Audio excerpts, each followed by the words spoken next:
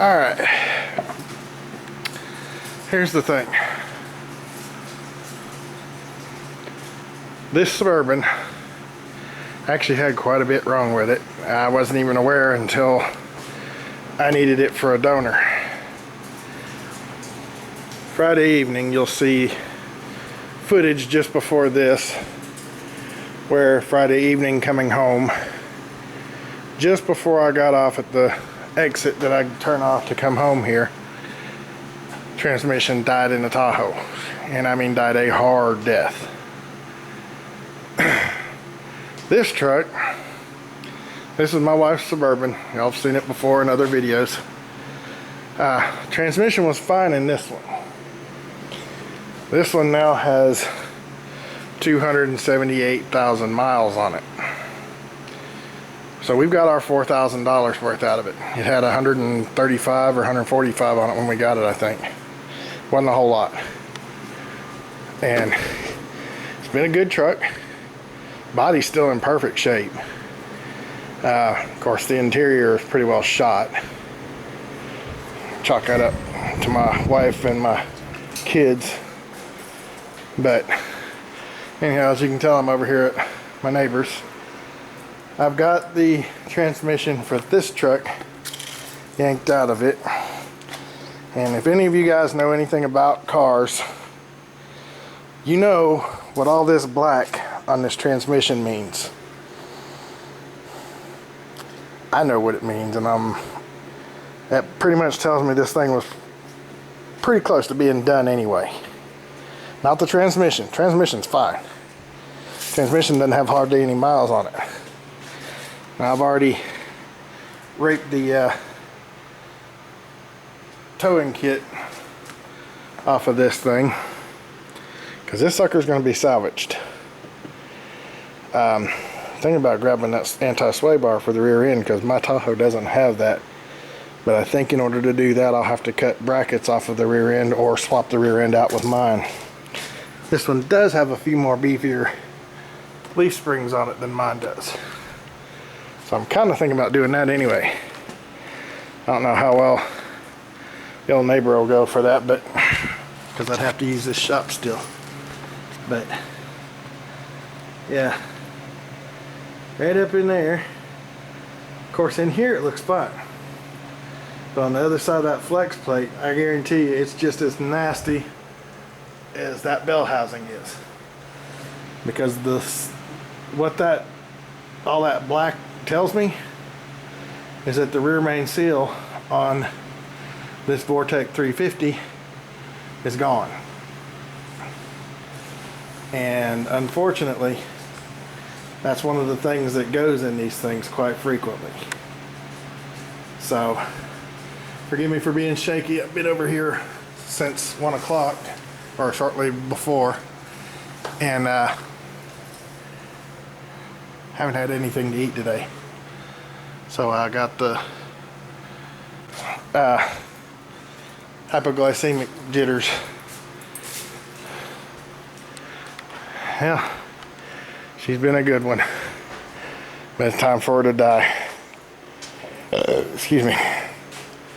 My son left a bag of catfish food that he got to put in the neighbor's pond in the truck. So now the truck's full of mice. Thankfully everything's sealed up and shut right now so they can't get out. But I'm about to let this thing down off the lift and push it out into the yard.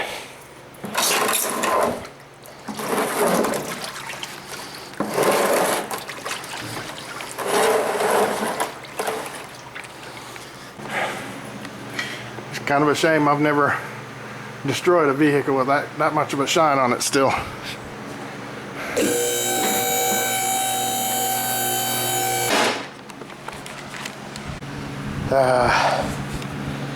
Enjoy that last look, because as soon as I get that puppy back to the house, the grill is coming off, bumper's coming off, headlights, brake lights, or back lights, driver's side mirror, since mine wants to be all flimsy and floppy and not do what it's supposed to. Then I'm going to cut the cats off of it, cut those front tow hooks off of it. Well, I don't have to cut them off, I can just unbolt them. But yeah, gotta fix mine up with all the goodies. But that right there is actually going to be mounted under the front end of my Tahoe, so that I can hook my 10,000 pound winch up either on the front or on the back of my Tahoe. I've got a cradle that'll work on that. And I got a mess that I got to clean up here. Not too awful bad considering I dropped the transmission fully loaded. By the way, that transmission fluid is still good and red, so that's a good sign. Means it's still got a lot of life left in it. What a mess. Anyway, my back's been messing with me all day too, so I'm just taking it a little bit at a time and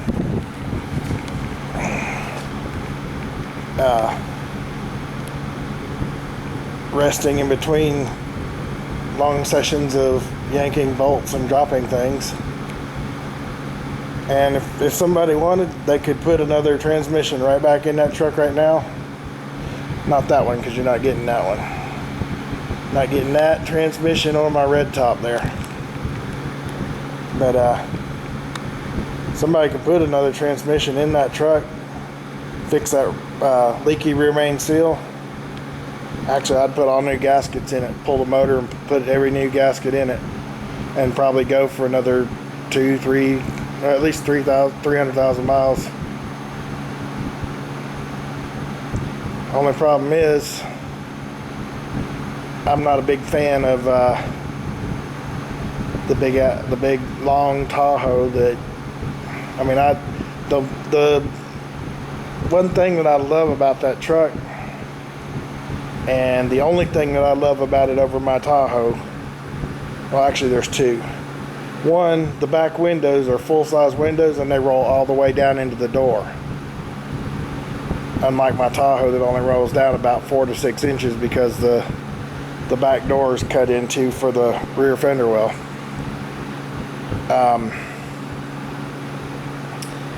And this Suburban actually has a aluminum drive shaft. Big old 6-inch piece of aluminum pipe. Well, I'll show you. It's not fun. Yeah, see, unlike mine, that one's not resting on top. Alright. Now, this big sucker here is the aluminum drive shaft. It's not rusted, it's muddy. But this thing is super light. I mean, you expect it to be like about heavy as a telephone pole, and it's not at all. Super light. Alright, we got the Suburban out of here. Use that little beast to push the Tahoe back in here, since it didn't want to go. Got the Tahoe up on the lift. Draining the fluid out of it right now. I had to set my big tail down so I could rest my back a minute, because it's just tweaked big time. It makes me mad too, because I got too much stuff to do to be down in my back like this. Anyway, got the big sucker up in the air. Something I wanted to do here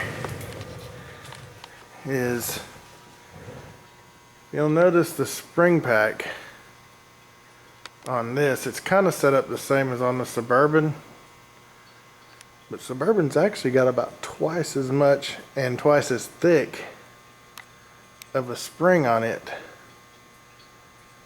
just like that straight one right there on the bottom.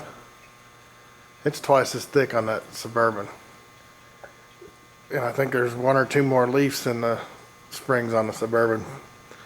The only problem is if I took those off and tried putting them on this thing's so much shorter, the spring pack probably wouldn't fit either.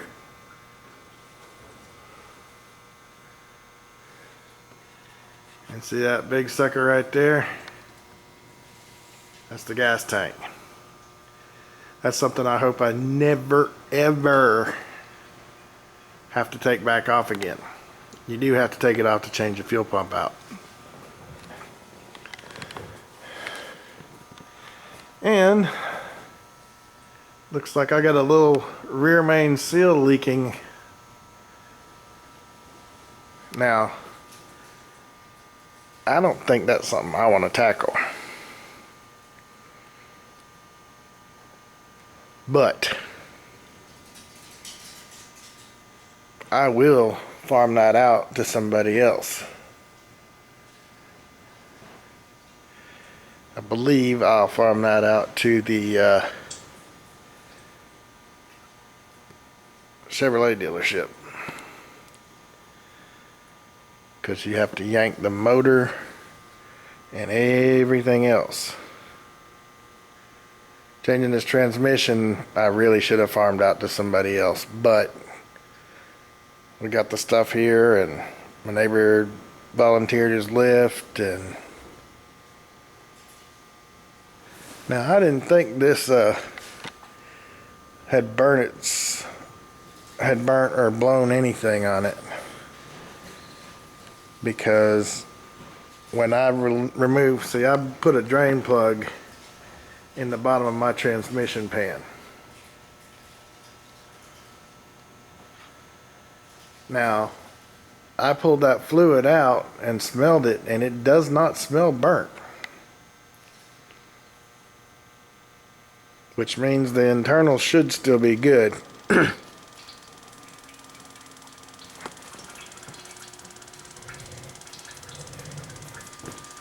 Okay, something's ticking.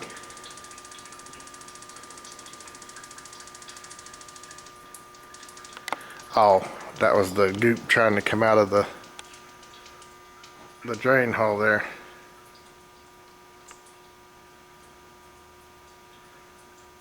Freaked me out thinking the lift was bleeding off and getting ready to come down on me. I don't trust these things, even though it's sitting on the lock. The lock handle's up, so it's sitting dead on the lock. That proves it. That's how you let it down. But if you'll look right there at that cross member, see all that. I haven't touched that. I just pushed this thing in here and just noticed that that's actually messed up.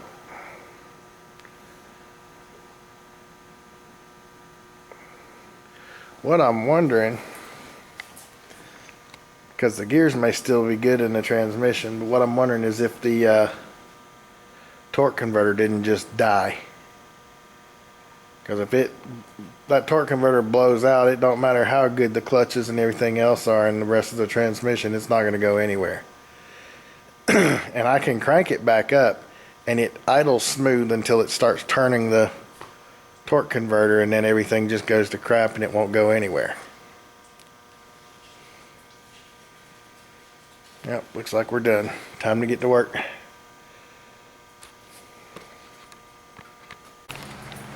Alright.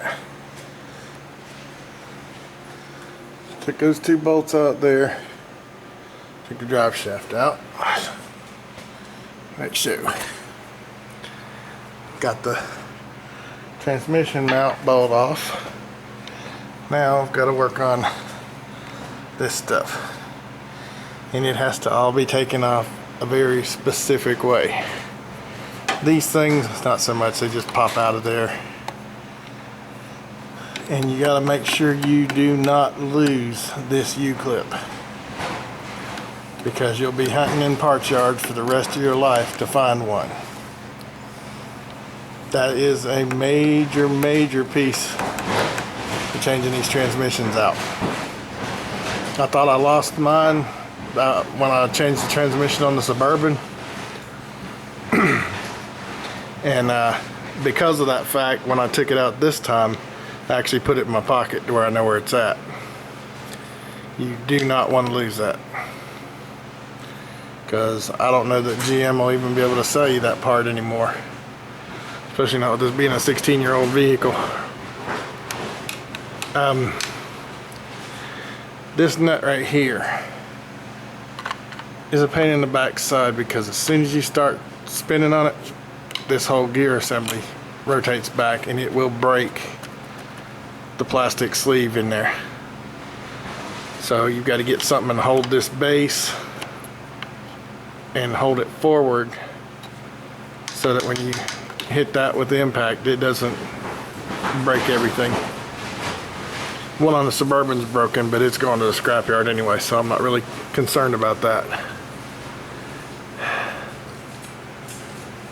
And then the fun really begins with getting all those bolts out. Now, I kind of cheated when I did the one on the Suburban a few minutes ago, because, well, I say a few minutes, it's been an hour.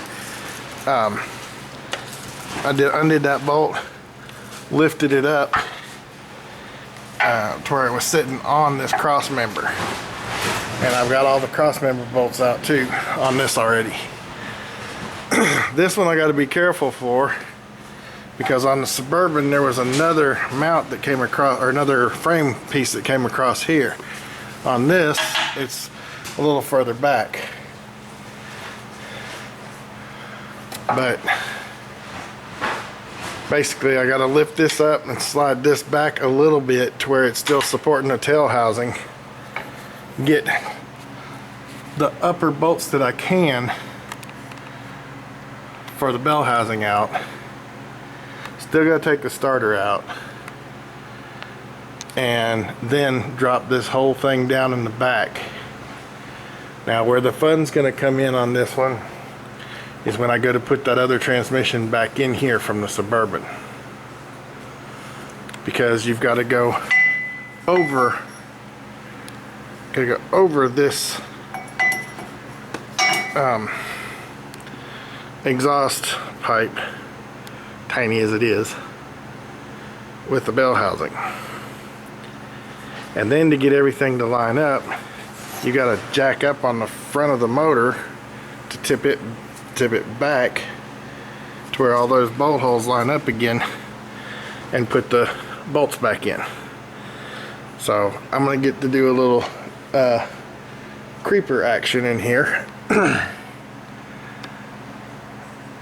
And that's the only way I'm going to get this thing back together. So this lift's going to go up and down several times in the next couple hours. I'm going to get at it. This is not one of the more fun things to do.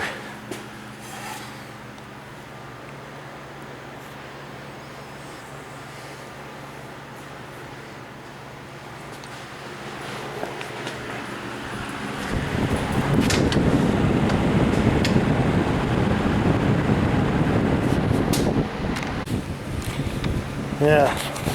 Oh shoot. Got the fan going. You can't hear me that well. You can hear Michael's little sheeting out there just blowing in the wind. Just beat the band. I was sitting here wondering why this was so hard to get out if I'd had it out before. And then I remembered, idiot, you've never had this one apart before.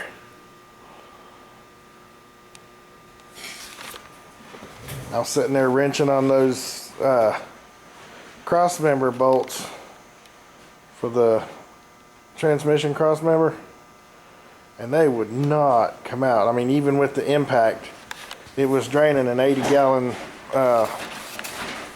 water, or 80-gallon water heater, 80-gallon air tank for every bolt. It was draining it down to the point that it kicked the compressor on. And I couldn't figure out why. I was like, that doesn't make any sense, because these things come off before real easy. on the Suburban, yeah, they did. I've not done a thing to this one. Now, the Suburban's transmission went out about, let's say about 180, 190,000 also. So I'm thinking that's just about the time they run out. I mean, and I've been a lot harder on this thing than we ever were on the Suburban. We didn't tow anything that we shouldn't with the Suburban. Nothing really super heavy. Matter of fact, 9 times out of 10, all we had on the back of the Suburban was the trailer itself. Everything else we towed with the Astro van or this Tahoe. So that transmission should still be pretty good, and the fluid smells a little funny on that other transmission, but what's really weird is it still smells like brand new fluid in this one. I mean, it wasn't bright red, it wasn't brown, it's just dark red like it's supposed to be right out of the bottle. Now, I did keep the fluid and filter changed in this one, where I did not in the Suburban, because that was not my vehicle. And I'm not going to keep everybody else's up and mine too. It's hard enough to keep your own up half the time, let alone having to keep after everybody else's. Now, I'd do oil changes, because you can do an oil change in like 10 minutes. It's no big deal. The transmission fluid and filter, that's a little different story. But that's also the reason that I have that that little drain plug there in mine. And I'm going to swap that pan out later on. Not right now. Right now I just want to get the other one in here. But later on I want to swap that pan out and put it on that one right there, so that I can drain and change the fluid and filter on it now too. Since mine's doing pretty much the same thing with the rear main seal leaking on it, this thing will be hitting the dealership or a shop that can do it quicker here pretty soon, because I can't have this thing go down on me. Anyway, that's where we're at. Jump back on this thing and get it knocked out. I don't want to be over here all night, and it's already after 10 o'clock. Neighbors done packed it in and went to bed for the night.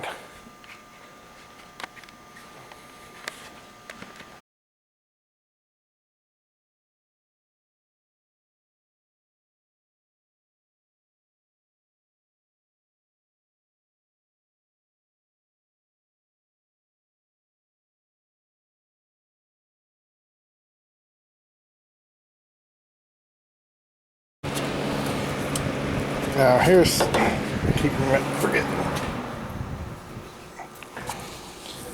Here's something that kind of tells me that this truck's never had anything major done to it at all before. This little gasket material here, is what's put on with the starter, brand new from the factory. It's never been taken off of there. This thing's never been off this truck. Now, when I went to take the one off of the Suburban, I got mad because I couldn't get to these bolts without taking the oil filter off. And I just took me a screwdriver and cut it. So, the one on the Suburban's not this full. Look at there.